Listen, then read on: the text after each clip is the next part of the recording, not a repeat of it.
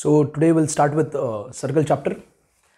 Circle में जो सबसे दो इम्पोर्टेंट थ्योरम है, सबसे पहले उनको स्टडी करते हैं। The first theorem is radius is perpendicular to tangent, और दूसरा जो थ्योरम है कि length of tangent segment from external point are equal.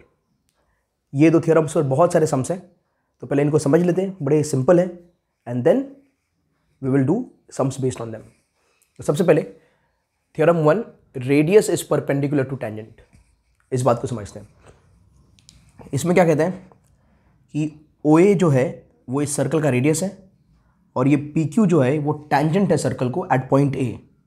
बराबर, टैंजेंट वो होता है एक ऐसा लाइन सेगमेंट जो सर्कल को किसी एक पॉइंट पर टच करे, उसी को टैंजेंट कहते हैं। तो देखो PQ एक टैंजेंट होगा, क्यों होगा? क्योंकि PQ सर्कल को सिर्फ एक ही पॉइंट A पर टच कर रहा है, so it is a tangent to the circle. अच्छा, ये भी सवाल आता है कभी कभी कि एक पॉइंट पर, सर्कल के किसी भी एक पॉइंट, जैसे A है, इस A पर कितने टैंजेंट बन सकते हैं? Only one. अच्छा, पूरे सर्कल में कितने टैंजेंट बन सकते हैं? इनफाइनाइट।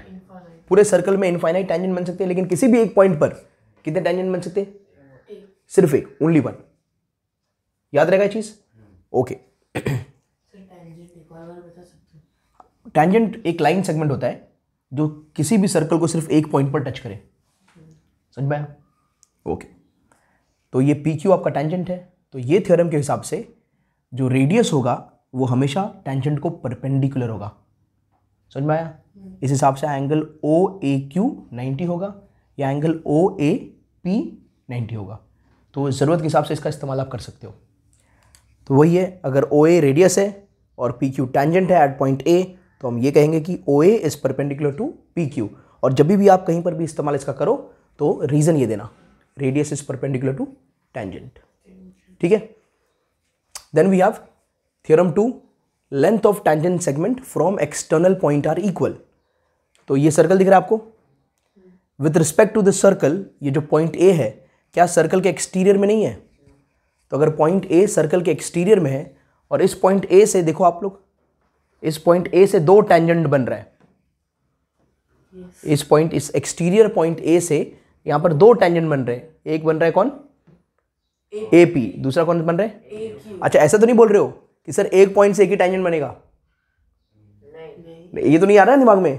कॉन्ट्राडिक्ट नहीं कर रहे भाई। वो सर्कल पे पॉइंट होना चाहिए।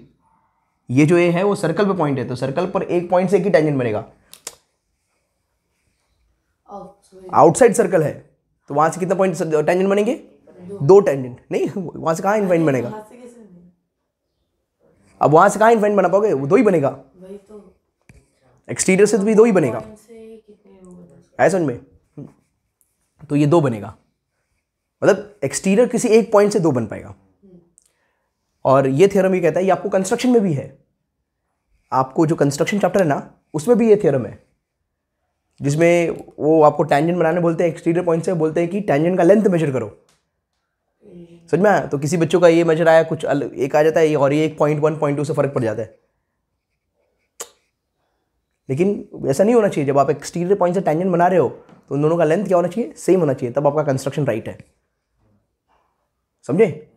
तो A से AP एक टैंजेंट है और A से AQ दूसरा टैंजेंट है।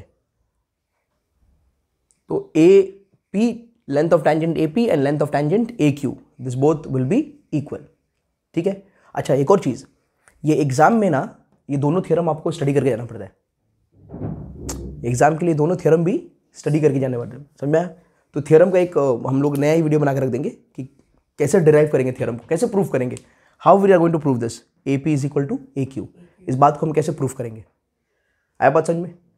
तो इसकी प्रूफ भी है, और वो प्रूफ को याद करके जाना पड़ता है। और एग्जाम में थ्योरी क्वेश्चन में आता है आपको, कभी कभार 3 मार्क्स में पूछ लेते हैं, डायरेक्ट थ्योरम को डिराइव करो। तो अगर ऐसे क्वेश्चन आ गए तो वो तो जेब का मार्क्स होता है, उसमें कुछ लॉजिक लगाना नहीं है, सीधा प्रूफ करना है और अपने मार्क्स ले लेने हैं।